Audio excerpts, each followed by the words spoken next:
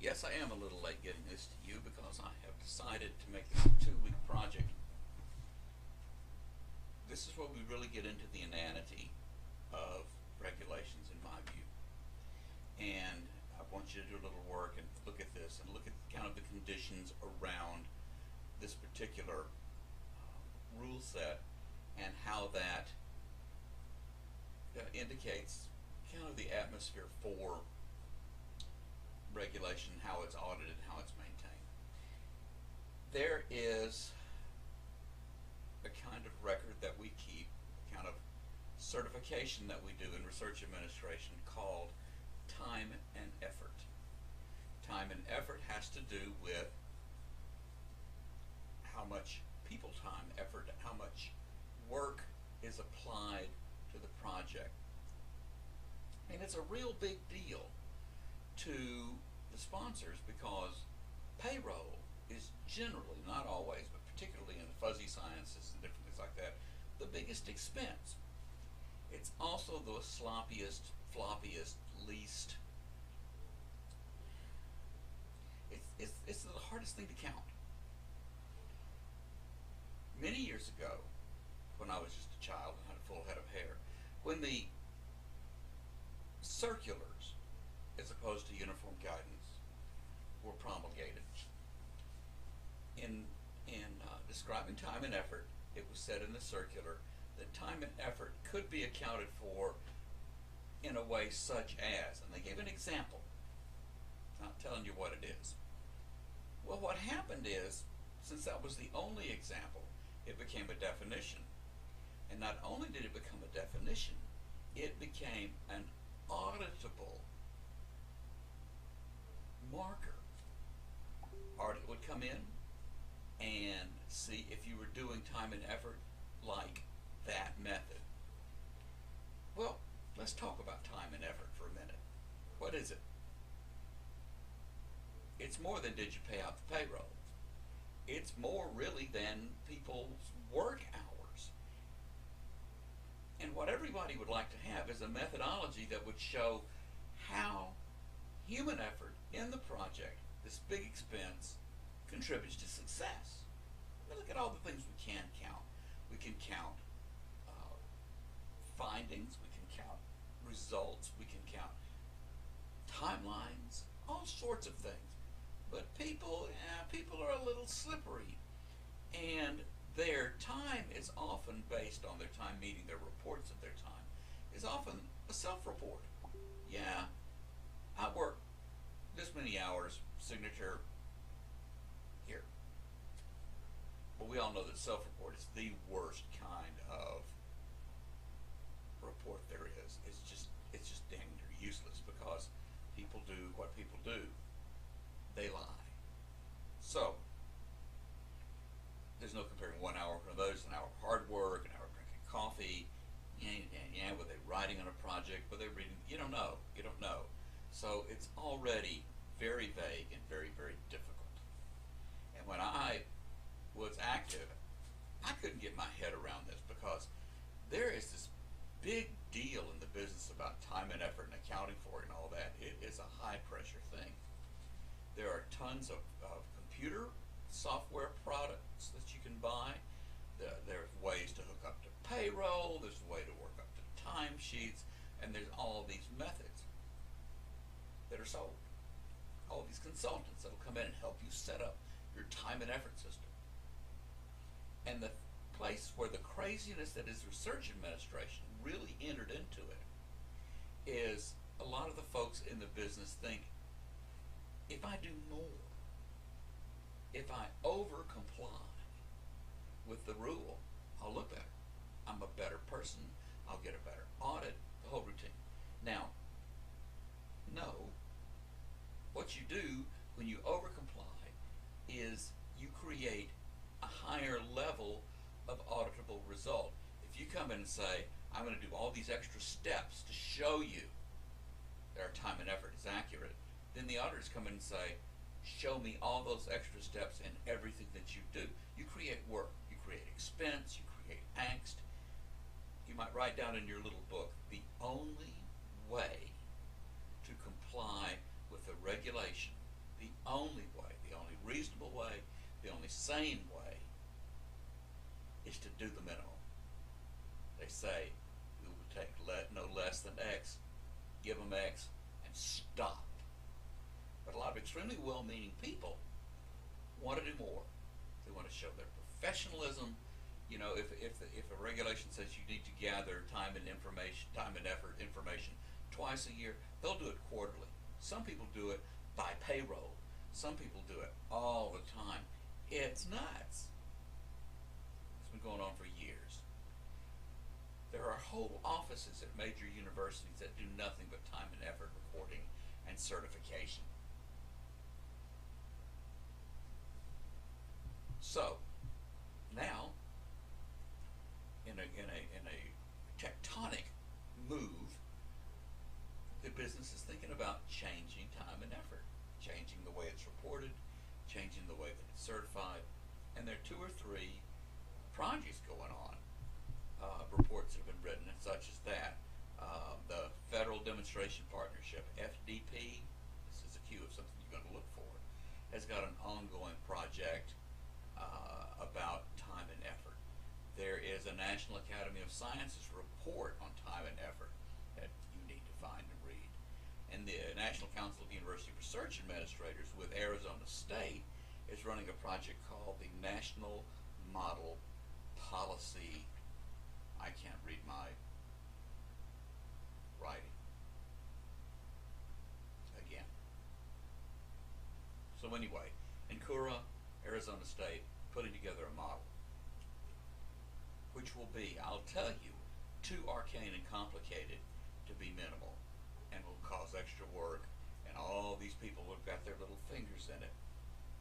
Here's what I want you to do, and I want you to take all this week and all this next week to do it.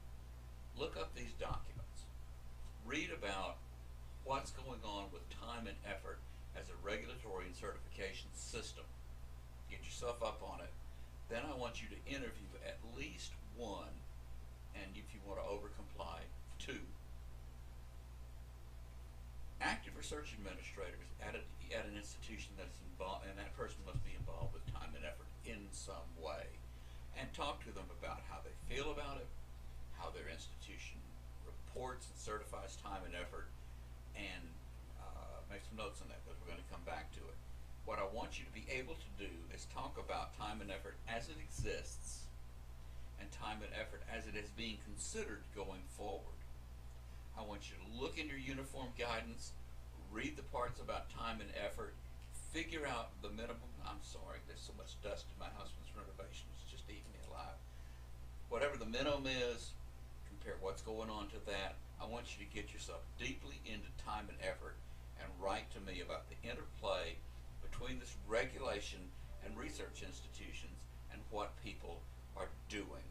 It's really a little crazy, I think. So, understand that what they're trying to do in reporting time and effort is to kind of put a cost-benefit ratio on effort versus outcomes. Tell me if you think there's a way to do that.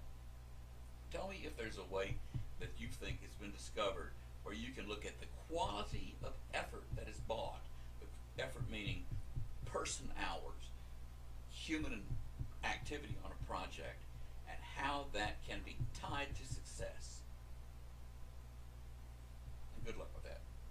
I want you to think about this whole system and what the motivation is for the way we do it. Let's see. There was a PI one time, and this is not my experience, but it's one of the devilishly hard things to explain to a principal investigator. What is time and effort? And this guy was talking to her. She was a computer scientist, if I remember it correctly. And he said, I can't do time and effort. I think all the time. Philosophers. Anybody. I think all the time. And yet the sponsor wants to come in and buy a certain person's, a piece of that person's effort. Effort meaning their 100% dedicated load that's owned by their employing institution.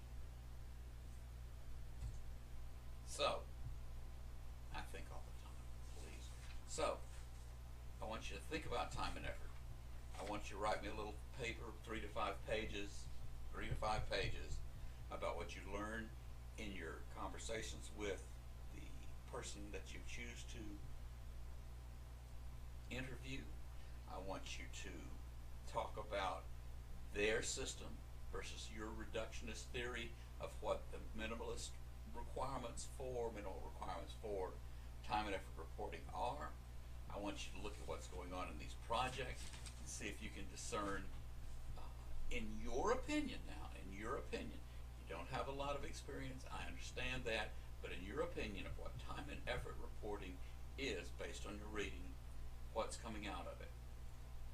It's a hot topic right now, okay? This is what's going on. It's a big deal. It's also, it's not a tempest in a teacup. It's a real expense. It has to be accounted for. But at the same time, it's so slippery and a little crazy.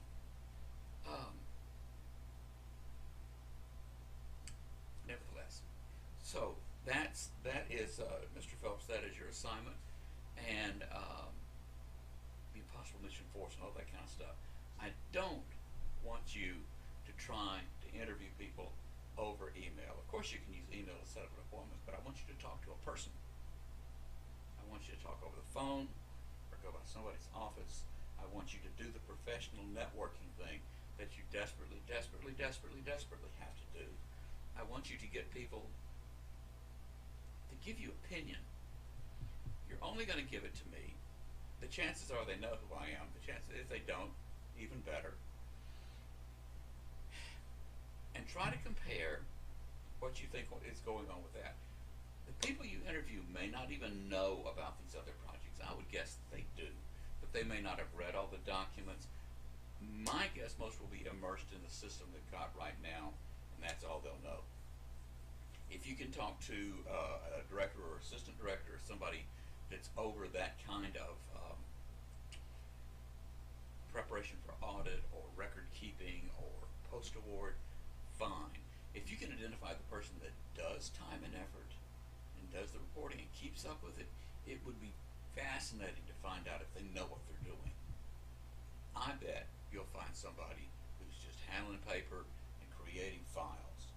There's no understanding of why, which would extend all the way to me. Trying to get a cost-benefit ratio or an impact on something this mushy and this difficult to standardize between one project and the next. It's crazy town. So that's what I want you to do. I want you to dig and look into it, and this is an exercise for you to get into the world, to think about it and see kind of the conditions that people are working under, kind of the logic that's going on. Looking at the end of the semester, thank God. You may say that too. I'll wait. Okay.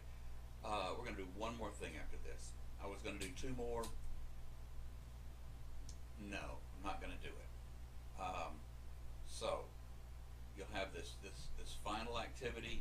I'll assign it after this was due, which is due a week from this Friday. Today is what? I don't know, 11, 12, something like that. My cell phone broke. I'm useless without it. And so a week from this coming Friday, you'll send this thing to me. Put your brain in it. Put your back in it. Really think about it. This is real stuff, and it is at once kind of cool and kind of crazy. The last project is not going to be a skull splitter, but it'll be very interesting, I think, and I think that you will. I think you'll kind of enjoy strutting your stuff on it. You've, if nothing else, plowed through the material, been frustrated and confused. Welcome to life. I frustrated and confused you. Welcome to mine. But you're master's level students. You're responsible for what you learn. I never told you I was going to teach you directly. I wanted to lead you through it. Yeah, there was a space, and I regret that.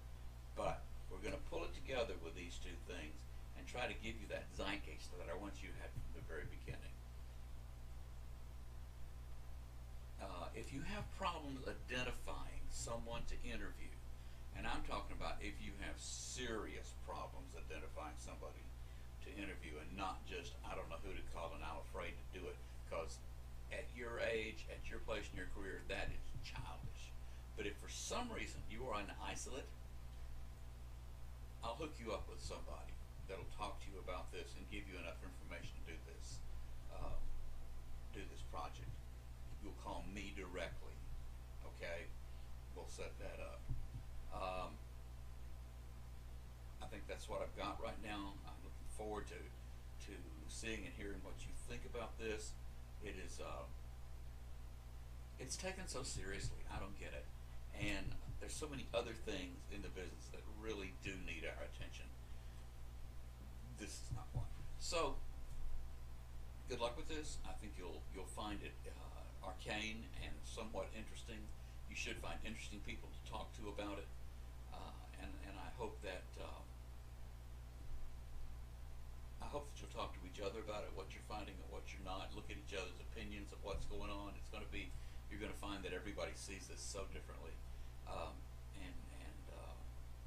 well, let's just see what sorts out. I'll be back to you. I hope in a week.